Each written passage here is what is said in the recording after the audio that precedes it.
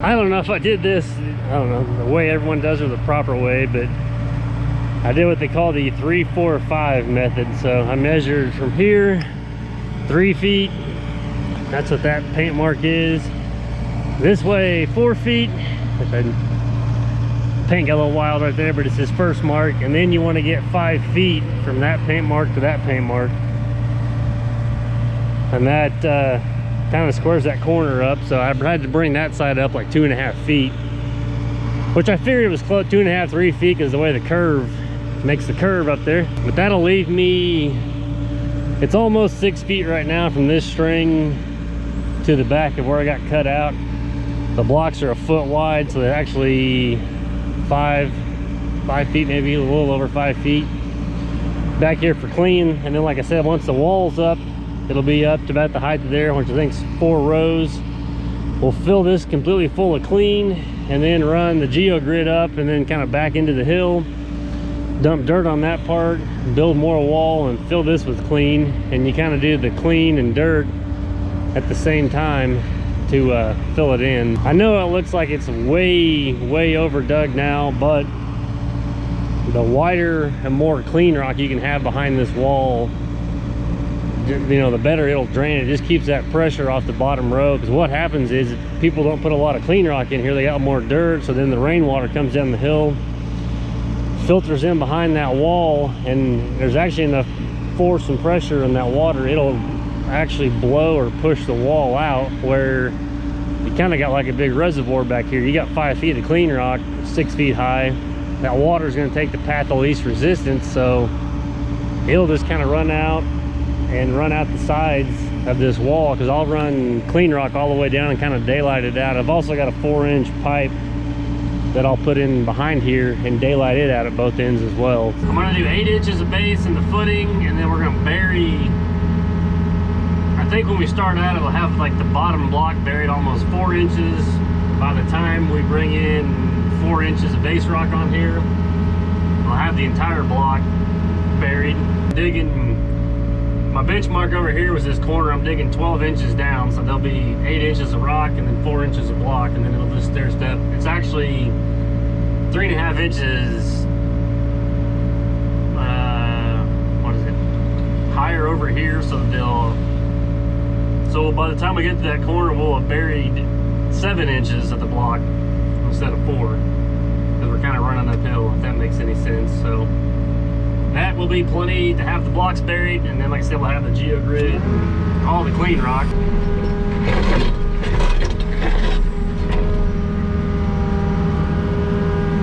And we finally got dug down to this good red clay, so it's gonna have a nice solid base.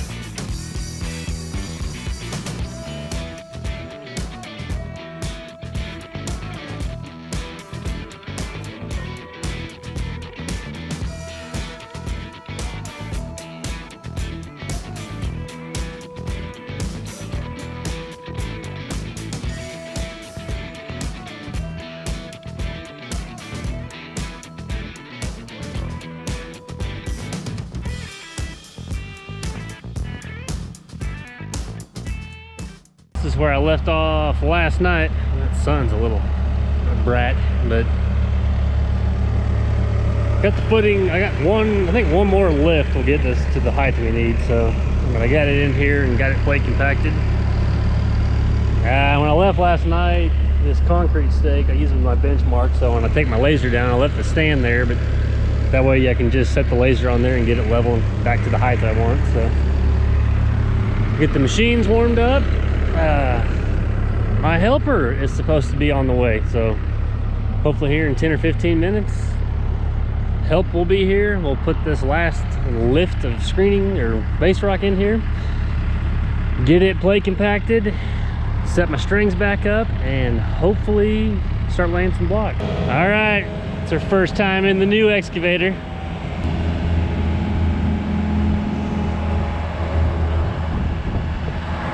Keep going and then start picking the boom up. Keep curling the bucket. Keep going.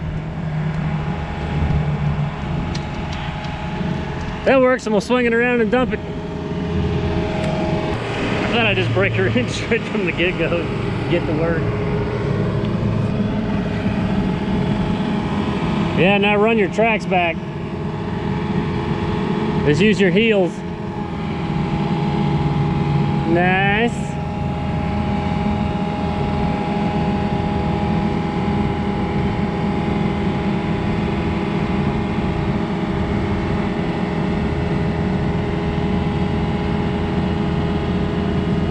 That'll work. Now you can you can lower it down a little bit or just shake a little bit. We just need a little bit of rock here.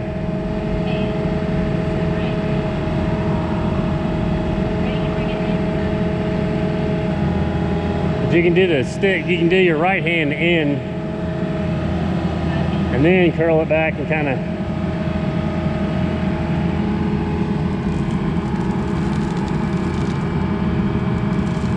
bring the stick in some more. There you go.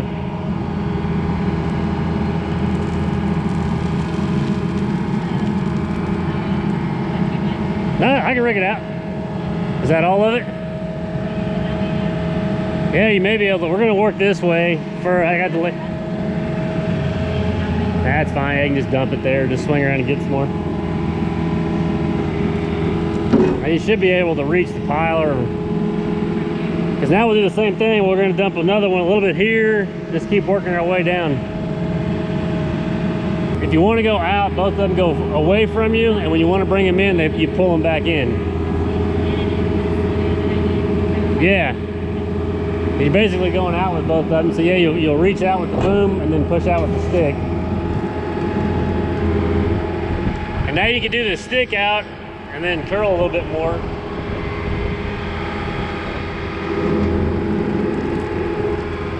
Yeah, keep curling it. Just curl it all the way now. That'll work.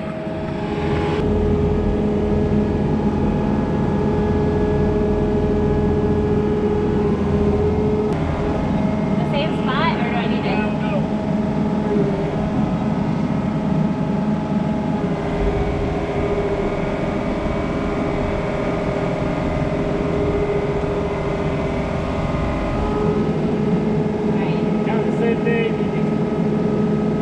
It's trying to figure out how to bring it closer to me.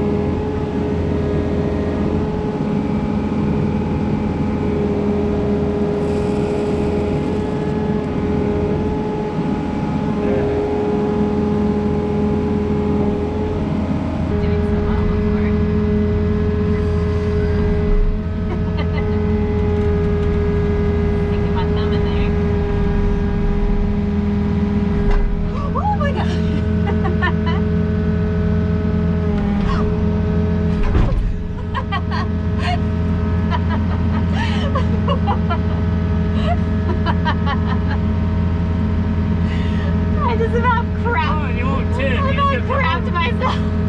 I couldn't remember what I did to do it. I was like, I don't know how to get it to go back up. Okay, which way do I need to go? You have to just push it to the right, dump the bucket, kind of come up. I can't remember how to get it up because I'm panicking. There we go. That's what he said. Yeah, that wasn't intentional. Huh? I said that wasn't intentional. I got all in there, got my thumb in there and everything. No, it's fine. Look out below.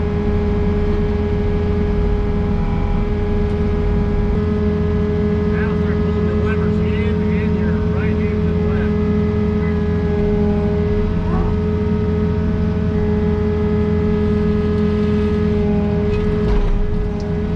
Was late. It's tricky to do, but if you can also remember, pull the right hand in and to the left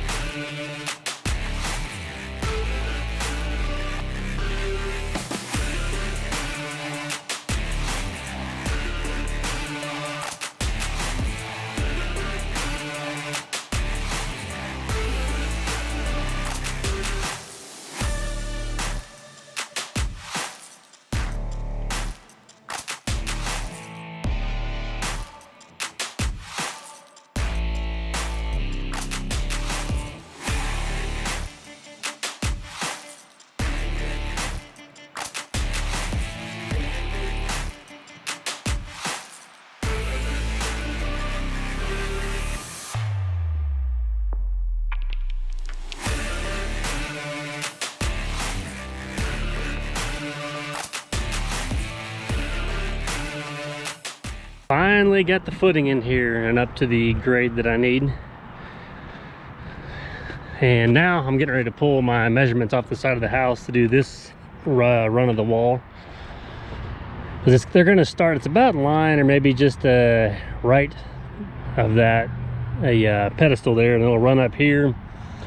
And then I'll get my corner again, and then it'll 45. I'll probably put the string line on the front of the blocks. I always say I'm gonna do it on the back, but the problem is some of these blocks are different widths, I guess. So, which the front's kind of a rough, it's a rough, they break them or whatever, so it's kind of a rough look and stuff like that. But the problem is sometimes on the backs of them, to get the fronts in line, the backs are 1/2 to 3/4 of an inch longer or shorter, so, but they're a straight edge. So initially you think you could put it on the back, but then the front's wavy. So I'm always picky about that. So I'll set the string line up and we'll kind of run it up there. And as long as it's, you know, touches the string, some of them are a little bit in and out. When I go and put the caps on, you can kind of fudge on that a little bit. Because I usually overhang the caps by about 1 1/4 inch, 1.5 in front of the blocks.